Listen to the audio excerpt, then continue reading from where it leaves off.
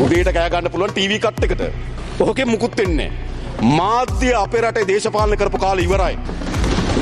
අපේ රටේ මාධ්‍ය නම් දේශපාලන කරේ. මම මේ රටේ ජනාධිපති වෙන්නේ නැහැ. මේ පාර්ලිමේන්තු 159ක් ඉන්නේ නැහැ. මාධ්‍ය මුළු දේශපාලනය 2019 අවසන් වුණු බව මතක තියාගන්න.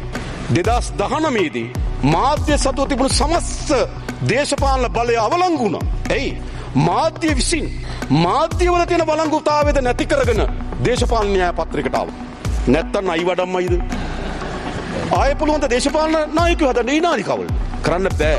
ඒ නිසා තවදුරටත් ඔයගොල්ලෝ හිතනවා නම් මාධ්‍ය මත යැපෙන මාධ්‍ය වලින් ගොඩනැගෙන එක තමයි දේශපාලන ව්‍යාපාර නෑ.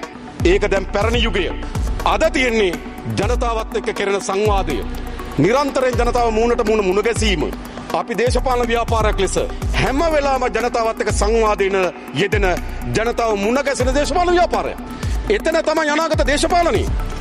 තවදුරටත් මේ මීඩියා ජිමික් අවසන් අපේ රටේ දේශපාලන. ඒ නිසා උදේ කරන ගෝරනාඩුව වාසි නෙවෙයි අවාසි. හැබැයි Tamanට ස්වයං වින්දනයක් ලැබෙන්න පුළුවන් නේද? ස්වයං තෘප්තියක් ලැබෙන්න පුළුවන්. ස්වයං තෘප්තියක් ලැබෙන්න පුළුවන්. රෑ හතේ ප්‍රවෘත්ති බලවට මූණ තියෙනවා.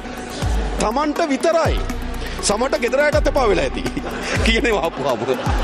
හරිද? මම දන්නවා සමහර කියනවා අපෝ ගෙදර අයත් අහන්නේ නැති මොනවද මේ කියන්නේ කියලා. මතක තියාගන්න මේ දේශපාලන යුගය ඉවර. ඒ දේශපාලන යුගය තාමත් අපේ රටේ යථාර්ථය නම් අපි බලයට එන්නේ නැහැ. හොඳට තේරුම් ගන්න. මුළු පරිවර්තනයක් සිද්ධ වෙලා තියෙන්නේ. ඒ පරිවර්තනයට තමුන්නාන්සලා එන්නේ නැතුව අර පැරණි දේශපාලනයම පැරණි මාවතම පැරණි කතාවම නම් තමුන්නාන්සලා තියෙන්නේ. තමුන්නාන්සලා දේශපාලනේ පොසිල. කවදා හරි දේශපාලන ඉතිහාසයත් හොයන්න පුළුවන් දේශපාලන පොසිල වගේක් හිටිය කියලා 2025 පාර්ලිමේන්තුවේ. ඔච්චරයි.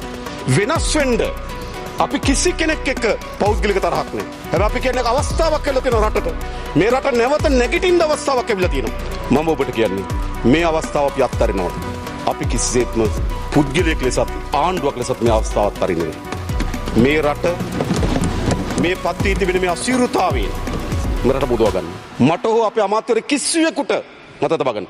පෞද්ගලික Tamanට කියලා අභිලාෂයක් නැහැ. පෞද්ගලික Tamanට ලැබෙන අභිලාෂයක් නැහැ. අපිට තියෙනවා මේ රටත් මේ රටේ ජනතාව පිළිබඳ සුබ සිහිනයක්. මේ සිහිනය යථාර්ථයක් කර ගැනීම සඳහා අපි පොරබදනවා. ඔබට සහතිකයක් දෙන්නම්. අපි ඒක යථාර්ථයක් බවට පත් කරමු. මම ඔබට අවසන් වශයෙන් ආරාධනා කරන්නේ ඔබෙහි පංගුකරුවන් සහ කොටස්කරුවන් බවට පත් වෙන්න. ඉතිහාසය ඔබ ලියන්න එපා. මේ අවස්ථාව අත්හරින්න දායක වෙච්ච මිනිස්සු. මේ අපේ අවස්ථාව අකුල් එලපු මිනිස්සු විදිහට ඉතිහාසගත වෙන්න එපා. ඔබ ඉතිහාසගත වෙන්න රටේ අවස්ථාවක් ආවා. ඒ අවස්ථාව ඉතා හොඳින් උකහා ගැනීම සඳහා විපක්ෂයේ සිටද ඔබ උදව් දීපු ව්‍යාපාරයකට ඉතිහාසගත වෙන්න. ඒකයි මේ අවස්ථාව.